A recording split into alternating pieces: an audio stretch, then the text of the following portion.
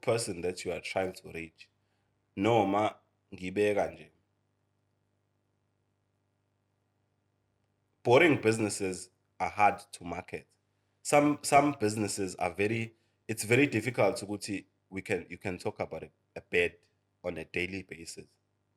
So you can't talk about a bed on a daily basis. So you need to find ways whereby you are going to sort of like structure your content, but also try and pitch our sales in between. Yeah, bo?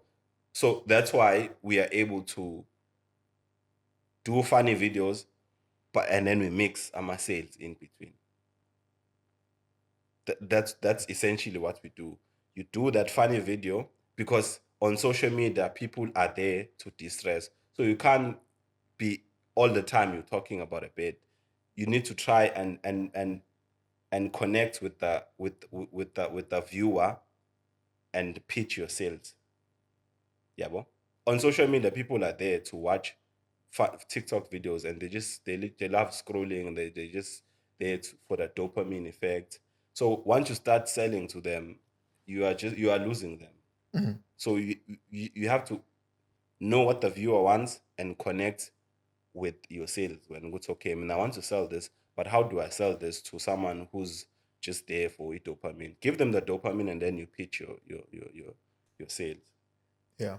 I mean, I like that because social media gurus talk about the 3 E's. Sure. Which is to educate people online, Sure.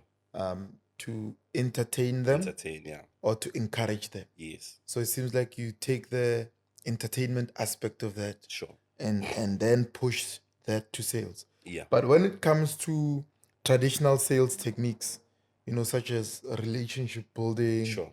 or objection handling, Yeah. how do those apply then in the online social media space, where Angiti, on the base level, you can Sure. build a relationship, Yeah. and make sales, Sure. right? But when you're online and you're doing social media, it's kind of a different story because you're building the relationship with someone you've never met, never seen. You're just seeing them comment. Sometimes you don't even read the comments, exactly, like yeah. you're saying. So how do you connect with those people? Community building. That's what it's called. Community building. As you said, conversations lead to conversion. So if you keep on having a conversation with some, as we are having a conversation now, I might buy your book. Yeah, bo? Because we are having a conversation, I get a better understanding of who is Witness Mtaga, because now he's here. Eventually I'm gonna be like, hey, let me buy the book. Hey, what else do you have? Let me buy your course. Hey, what else do you have? Let me invest in whatever project that you have coming up. Because now I see that the trust is here. The easiest way for someone to trust you, the easiest way for someone to trust you is, first of all, be as authentic as possible. Number two is be as knowledgeable as possible.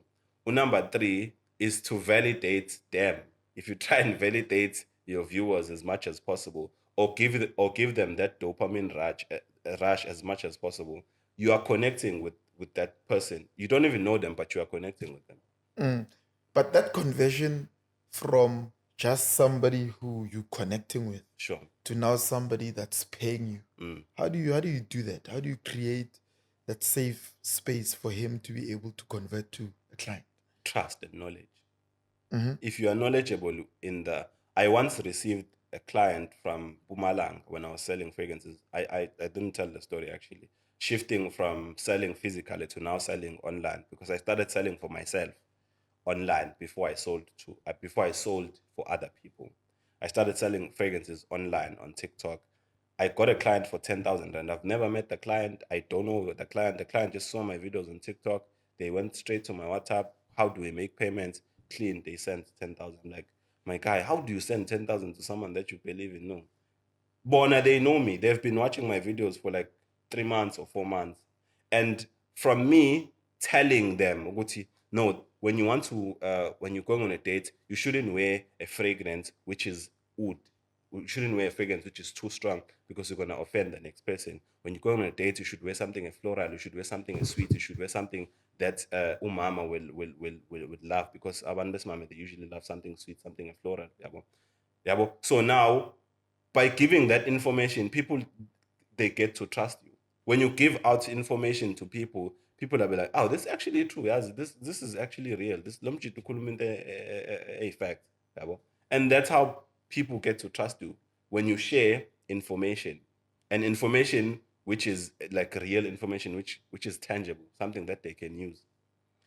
And then from shifting from selling on for myself, selling fragrances, I now went to talk about my business journey, no, my journey of selling, from selling on the street to now selling on TikTok to now working with two major clients. Yeah, bo. I now talk about my business experience. Good to know, if you are selling on the street, please, you must write down. It's very important, because if you are not writing down AMA sales, you don't get an understanding what exactly is going on here. Yeah, bo? From selling on the street, you get a better understanding. Yeah, bo? When you start, you have to write down AMA sales. You are running a business at the end of the day. You are not running a chicken shop. You're not running Chisinje. You're running a business, yabo. And for you to get a better understanding of business, you need to apply AMA business elements, even if you are selling on the street. You have to apply AMA business elements. I think you spoke about this now on your podcast.